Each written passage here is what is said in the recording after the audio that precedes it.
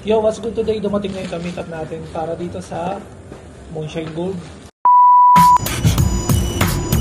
Okay, andito na tayo ngayon. Aga natin.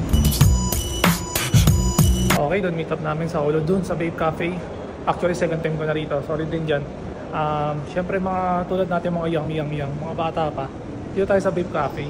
Kuha na ako ng table. Tsaka dito, less crowd. Para ma-check ko rin maayos yung mga watch. Okay, Gian, dito tayo sa Vape Cafe. In a while, darating din ka-meet up natin para dun sa watch. This time, si Kuya was doon ang bibili. So, bibilin ko yung mga stocks niya. Kasi, kailangan natin magmadali doon mga young goods. Kasi going up yung price. Buti, na-i-deal ko sa kanya like 3 days ago na medyo mababa pa yung price. Tapos, ayun, mag-meet na kami ngayon. You know, yung mga first batch ko na nakuha ko doon sa Philippines, ang baba ko lang talaga na below 40. Tapos ngayon, below 40 rin naman yung mabibili ko sa kanya, pero nakakagulat in few days. So 5 days before after the release, alam mo magkano na yung price, nasa 1,400 USD na sa eBay. Ngayon, yung mga young goods ko ng mga buyer ko, sila na yung nag-offer sa akin kasi wala na, ubos na ako, sold out na ako, di ba? Actually, sila na yung nag-offer, bro. Kukunin ko ng item mo for 50k, sa akin mo na ibigay. So, ganun kalupit yung demand ng watch na yun. At saka ganun din kabilis tumaas yung market. Diba? Ano kumbaga, supply-demand thing. Yo, what's good today? Dumating na yung kamitat natin para dito sa Moonshine Gold. Si brother. Brother, what's your English name? Sinyak. Nice meeting you. I'm JD, by the way. Alright. So, i-check natin one by one yung watch. Kasi importante, dapat may receipt, tapos may international warranty card, tapos UV light which is kasama talaga doon sa packaging niya. So check natin ito isa-isa. 13 pieces ang total niya ito. Again, buti hindi tayo na-play.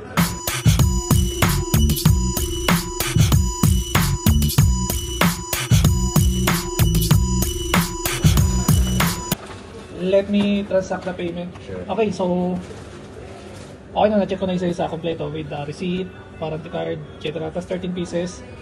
Go. Tapos babayaran na natin siya. Since bawal naman magdala ng maraming cash dito, syempre pagka magpa-play ka, bawal magdala ng maraming cash. Ita-transfer na lang natin. Buti may contact tayo doon sa Philippines na may Wise Fund din siya. So, transact na lang natin yung payment ngayon. Let's go. Shoutout Sir Glenn ha. Salamat ha sa pagpaparam sa akin ng Wise account mo, Wise Fund. Solid yun. Na-save yung mga kabaka ko para di na magdadala ng cash niya dito. Yun, tama yun. Syempre, habang hype, dapat minamadali natin, dapat flip na kagad kasi pag wala na yung hype, alam mo naman sa atin, bagsak kagad yan. Ang hype, kadalasan ano na lang yan eh. Dati, tumatagal yan ng months, years, ipitin mo, tumataas yung value. Ngayon, 3 days, 7 days, 1 week na lang. Tapos bigla, nagpipik, di ba? Tapos bigla magda-down. Parang yung Labubu. O, parang 1 month, 2 months, hype siya, sobrang taas, nagpipik yung price. After that, bagsak bigla. Yun, kaya kailangan mabilis. Basta hype, kailangan mabilis tayo. So ngayon, real time price natin, ito yung babayaran natin, 8,377 USD. Okay. Papatransact na natin yung payment. Tinuturuan tayo. The next hype daw, kumbaga, next na pasukin natin, Pokemon. Uy, mga Pokemon collector dyan, Pokemon group. Alam mo na, baka makita mo si Kuya Wasigud. Buwabanat na rin ng Pokemon kasi daw na raw yung sneakers. Banat tayo ng Pokemon. Try natin, malay mo. Oh. Waiting na lang sa payments ko kasi yun. Tinatransact mo ni Sir Glenn. Sir Glenn, thank you ulit.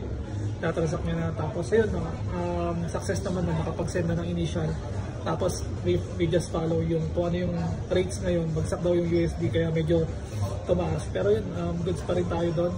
So wait na lang natin yung payment. Alright. Ayos, pumasok na yung payment natin. All goods na. Uwi na si Kuya Wasigud mamaya. Again, thank you so much, bro. Nice meeting you. Till our next transaction. Okay.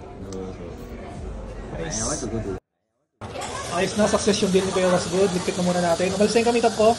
So, pagpahinga na ako. Kaya ikot-ikot muna. Malay mo, may mabili pa tayo na pagkakapirahan natin dyan. Ayos, so mission complete na si Kuya Wasigud. Nakuha na natin yung 13 na Blue Smoky. Tapos ayun, may bonus pa tayo na tag. Nakuha tayo ng isa. Wala na, sold out na. May naghahanap pa nga tayong isang client. Pero sa tropa na lang na nasa Japan siguro. So mamayang gabi, balik na sa Pinas si Kuya Wasigud. Salamat, Paldogs!